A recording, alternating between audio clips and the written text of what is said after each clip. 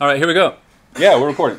Okay, so this is not a 1 minute speech because I've got more than 1 minute to talk about. I will be expanding your ability to speak for more than 1 minute as we go through this course. It's a good thing to be comfortable speaking for more than 1 minute. It's a good thing. You can loosen into it, relax into it.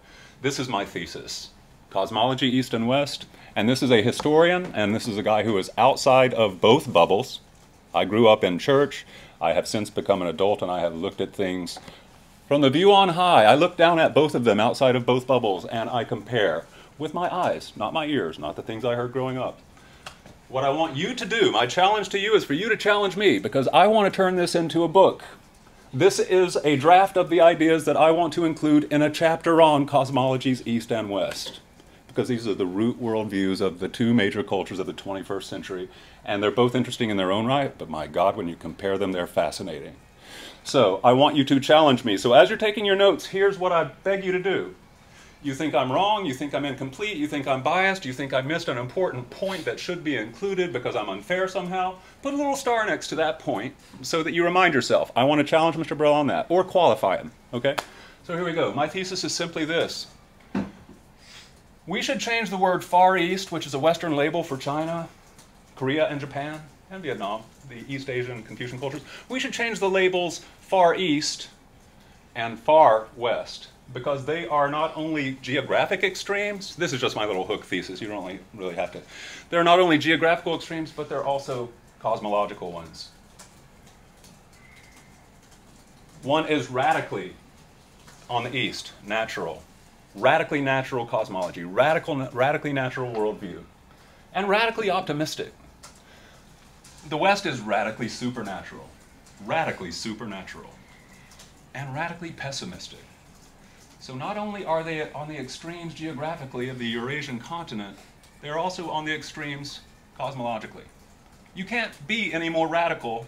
There's no north of the North Pole, and there's no south of the South Pole. In the same way, you can't become more radically natural than China, and you can't become more radically supernatural than the West, the Far West.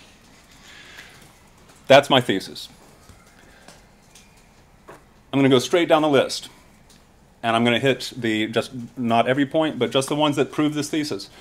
First of all, how long did it take to create nature? Well, in the West, it took 6 days, not 7. God rested on the 7th.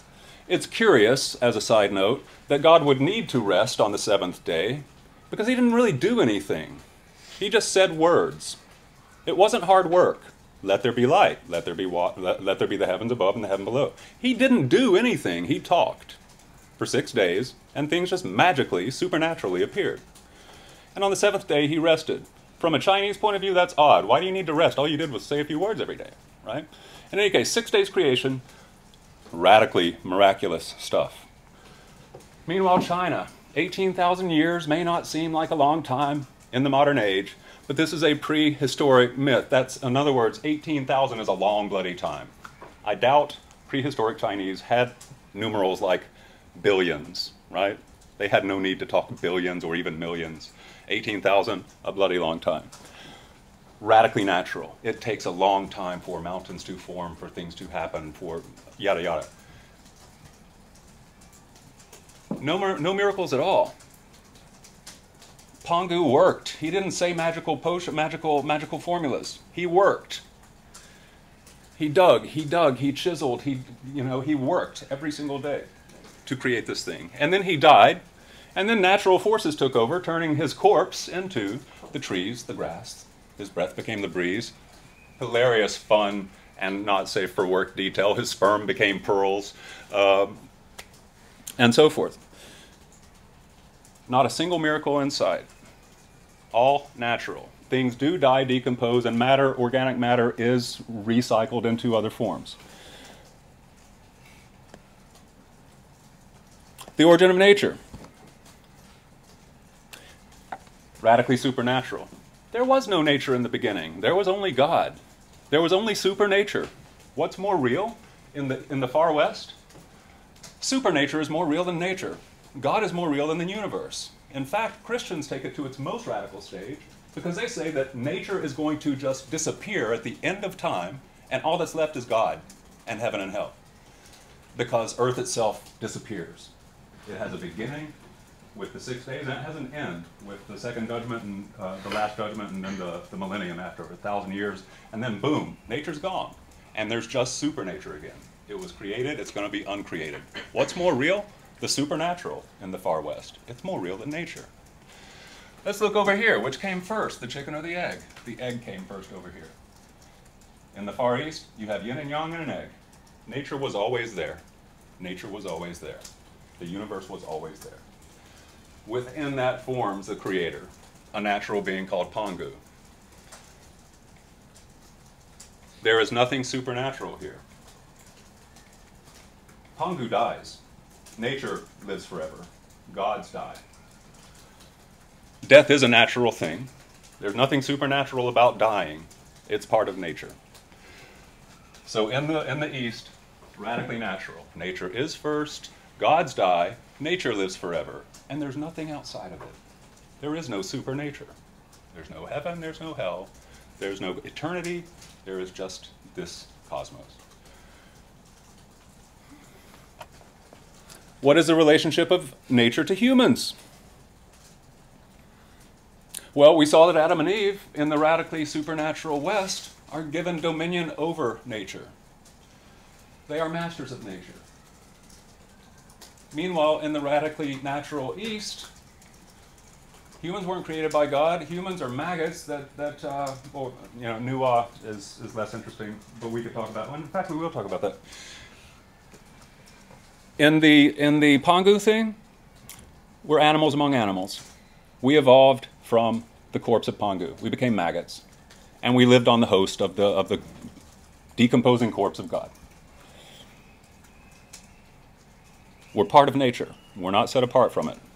Notice that, switching back to the far west, why is man not one among the animals? God created all the animals, and I correct myself. God did work in one instance when he picked up some dirt and he made Adam. And then he put Adam to sleep and he pulled Adam's rib out and he made Eve. So that was actually physical work on the 6th day. He actually did do something with his hands on that day. To further make us separate from the animals, not only are we the only one that's handcrafted by God and, quote, in his image in the far west, we are also the only creature that God breathed into, inspired by the breath of the creator of the universe. The supernatural creator breathed into Adam and started Adam's breathing. So Adam's first breath was the breath of God. We're different. We're separate from nature. We're separate from the animals. We're not one animal among many in the West. In the East, well, we're maggots and they're birds. And we all just sort of bubbled up on this natural thing.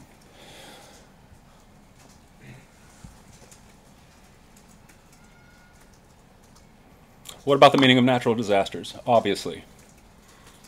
Pessimistic, supernatural West. Natural disasters happen because the supernatural being is angry and he is punishing you. That's pessimistic. Nature, disaster, it's your fault. God's angry. The supernatural is angry. China, sometimes it rains too much and it floods. And we need to do something about that flood, so we need to solve that problem. Hey, let's all get together and build dikes and dredge rivers and all that sort of thing. Sometimes it rains too much. Optimistic, we're not guilty. Nature is not trying to punish us. Sometimes things just go bad. We're innocent. We're innocent. We didn't do anything to deserve this. We're innocent. Optimistic. What is the role of gods towards humans? Going on down the list. In the supernatural West, God gives laws. The first one that we saw, don't eat from that tree. The second one, we all know, the 10 Commandments, and actually if you have read your Bible, which you probably haven't, there's over 600 commandments. There's over 600.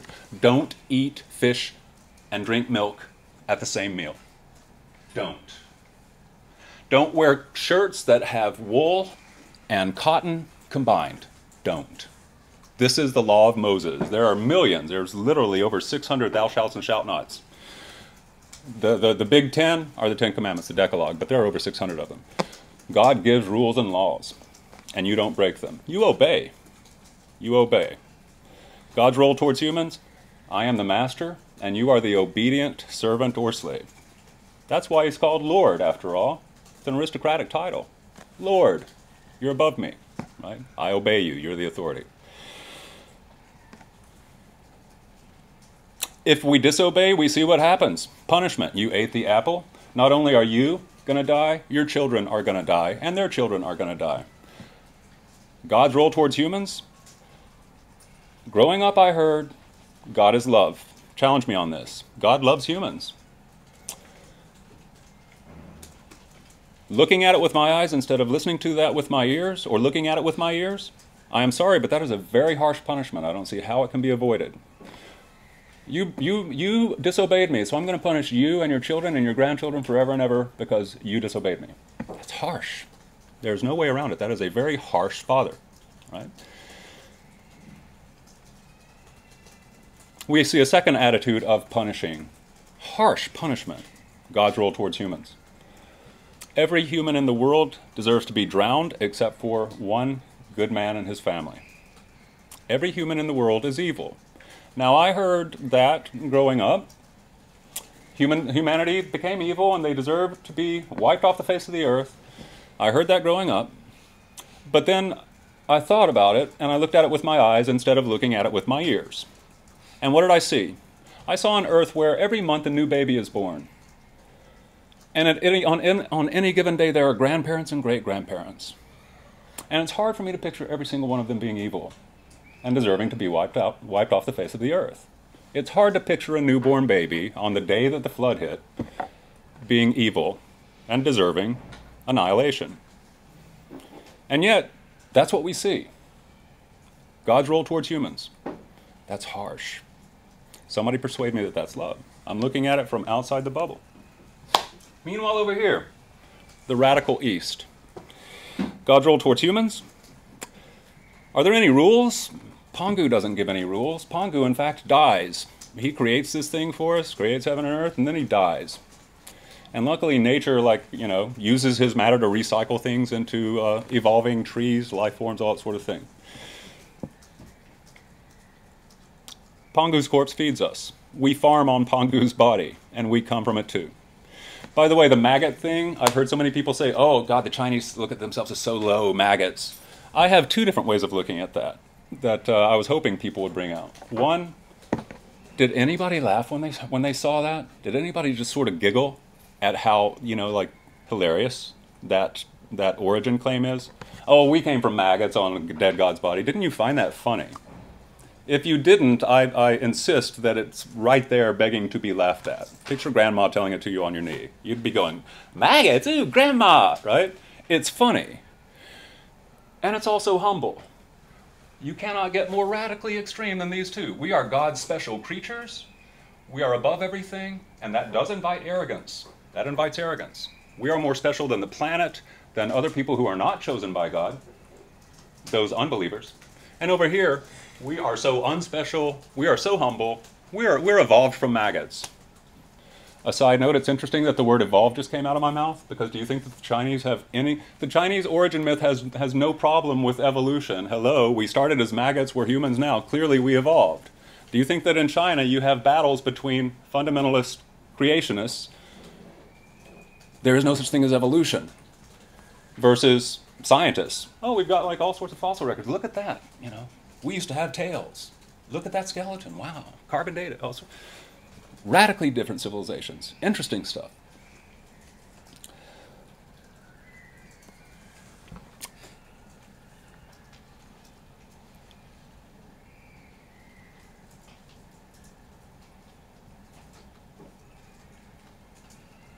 Why did the gods create the Chinese? Look at Nuwa. She's lonely. She wants company. It's lonely. To me, this is a really pregnant and interesting and revealing detail, because it is a God not saying, I want people to boss around, threaten, parent. I want companionship. I'm lonely. I want society. I want people to have dinner with. There is a social, communal element in that story, in that detail, that, as you will see, really does speak to the roots of East Asian civilization. So there's no laws and there's no obedience required at all. Human status in the universe. Are they special? Clearly, yes. In the radically supernatural far west, yes, they're the center of the universe, literally.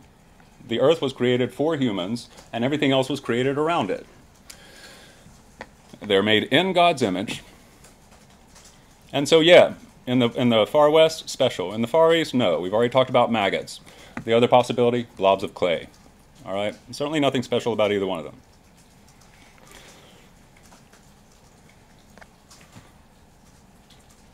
Are they dependent on gods? This one's really interesting. In the far west, absolutely. Adam and Eve, how did they eat at first? God created Eden for them, paradise. The trees grew fruit, they did not have to farm, right? Farming was a punishment for their disobedience. So in the beginning, God created like the perfect garden. All you have to do is walk around and eat stuff from it. You don't have to work. They were totally dependent on God. Then they disobeyed. And that's when God said, Adam, I curse you. From now on, you will work, you'll toil, you'll sweat, working the soil, you'll farm. That's your punishment. Totally dependent on God. Noah depended on God. God gave Noah the plan to build the ark. Noah didn't invent the blueprint for the ark. God told him, this is how you build it. Okay, it's this long, it's that high, it's that deep, right? Noah depended on God to survive the flood. In China, are we dependent on gods? Well, we do farm off the dead god's body. That's not punishment. That's natural work, isn't it? Radically natural. We're dependent on farming. And we farm the corpse of the God who created this thing before dying. He left no rules. He left a bunch of organic matter from his own body. There was never an Eden. There was never a punishment. There was only radically natural, you work to survive. In China's flood, you did not depend on gods. You depended on his own initiative, his own work, and he spent 10 years fighting the flooding Yellow River. 10 years he spent fighting it. We'll get into that later. Going farther back to the very, the Adam of the Far East, he worked too. He domesticated animals. I'm going to take that ox and I'm going to make it obey me. I'm going to lead it around so that I can milk it and all that sort of thing, right? I domesticated animals. He worked at that. Didn't depend on any gods. They didn't say, hey, I'm going to make that animal follow you around. No. Did it. Worked. Innovated. Shen Nong. That ox is a nice thing, but boy, it would be really nice if we could fit it with a plow, fit it with a bridle so that it could pull a plow and do some of that work for us. Plow that field for us with its muscle instead of our muscle. So Shen Nong creates the plow. Agriculture. Animal muscle power. And the calendar. God doesn't give anybody, there's no God to give a calendar. You observe the stars, you figure out what's the right planting season. What week, when the stars are where, should we plant those seeds? Because if we're late or early, the crops could die and we could starve. We need to create a calendar, and they do it of their own independent human skills. Huang didn't depend on gods. Invented writing, invented cities, carts, weapons, silk, all sorts of stuff. Look at these capable, independent East Asians. Finally, how would these sources make humans think of themselves?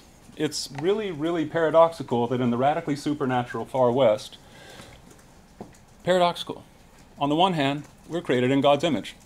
On the other hand, we disobeyed him, and so we are sinful, we are fallen, and we deserve to be punished. And we have to obey every single commandment of God in order to redeem our fallen nature. Another consequence of the far Western worldview, again, we are above nature. We're outside of nature. How do we see ourselves? We're not part of nature. Nature's going to disappear. We will be in supernature with God forever. That's a Christian view, not a Jewish one. That's a Christian view, and that's the most extreme. And again, we're fallen, we're sinful. In China, as you will see, at least in the beginnings, there is mention of what happens after you die, but you certainly don't leave nature. The spirits of your dad And your granddad and your mom and your grandmom, they're just hanging around like shadows or ghosts. The afterlife is here on Earth, and it's natural. There's no supernatural afterlife. It's just like before you were born, you were pre-born, and after you lived, you're post-life. Your ghost hangs around. The ancestors are still around, but they're not outside of nature. To me, this is the most important sentence, if it's not obvious to you. In the radically natural East, there is no other home but this. There's no heaven to compare to Earth. Earth is it. Nature is it. And we're at home here. We're at home here. There's no angry God making this home scary. There's no shame. There's no laws to break. We're at home here. This is home. This is reality. Finally, human nature. And this is final. Is human nature good or evil? Again, clearly. In the radically supernatural Far West, yes, we are evil. We sinned, the original sin, by disobeying. Therefore, we're untrustworthy. We're irresponsible. God trusted us not to eat that one tree, and we did. We were irresponsible. Women are stupid because Eve was the one who was fooled by the talking snake, which is not Satan, by the way. That's a much later. Read the book. You will not see Satan mentioned in that chapter. That's a Christian addition centuries later. Jews don't think it was Satan. And so Eve got fooled by a talking snake. Stupid woman. Side note, it's really interesting. Raise your hand if you know the myth of Prometheus in Greek mythology. He was famous for giving what to humans? Fire. He gave fire to humans, and it totally pissed off the other Olympian gods, or the Titans, whichever he was, who cares. And they got angry at him, and what did they do to him? Tied him to a rock and had the hawk eat his liver. Change him to a rock and had a hawk? Was it a hawk? Vulture. Vulture, whatever. Some big bird who pecked his liver. I'm chained to a rock. Great, exposed. I can't, like, swat that bird away. And every day it comes and eats my liver. And my liver grows back, thanks gods, and it pecks it out again. Excruciating. That's the biggest torments the Greeks could imagine, right? Not demons with pitchforks, but a pretty good alternative. Why? Because he gifted humanity with a power that the gods didn't want him to have. So this is a sidebar, but it's just interesting. There are feminist readings of Eve's disobedience of God's law. Feminist readings that say that Eve was a savior and a liberator. Eve was a Prometheus character. She gave the fire of knowledge of good and evil, enlightenment, to mankind against God's wishes. It's an interesting feminist take on a myth. In any case, so, Eve could be seen as a savior if you like knowledge and such. So in the supernatural West, we are evil. In the radically natural East, we're good. Here's my biggest challenge for you. Find one character in China's ancient legend, that has screwed up, that is incompetent, that's an epic fail, that's stupid, that's foolish, that's irresponsible, that does anything wrong. Show me one loser in Fuxi, Shen Nong, Huang, in You and the Flood. Show me one loser. These are their earliest named individuals. Pangu. They do nothing wrong. They're remembered for doing things right. Radically optimistic.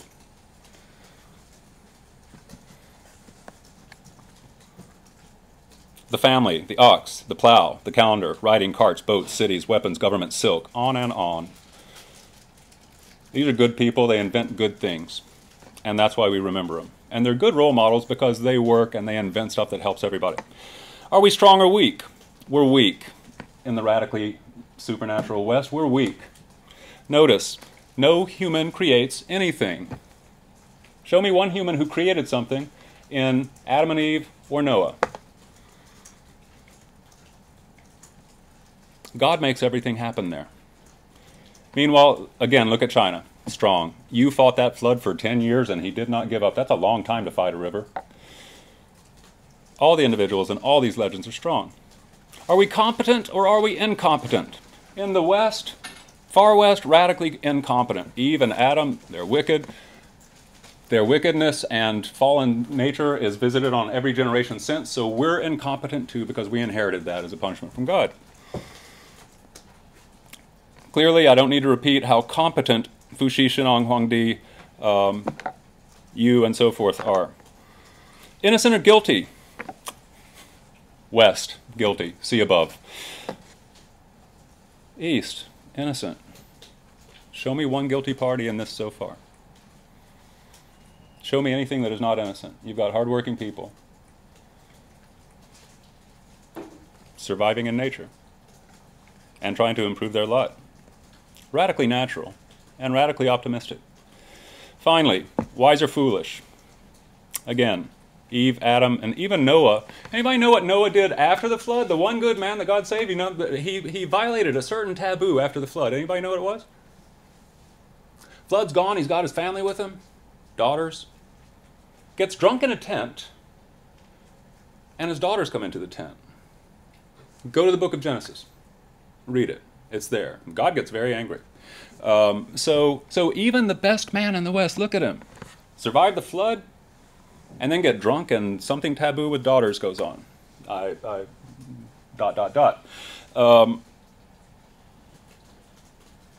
Foolish. Adam and Eve, foolish. Even Noah, foolish. After all that. The West. I'm sorry, the East. Again, we have seen no fools in this tale. Eve is foolish as a woman. Nuwa is not foolish as our creator. Feminism, anybody? Where's a good female in the West?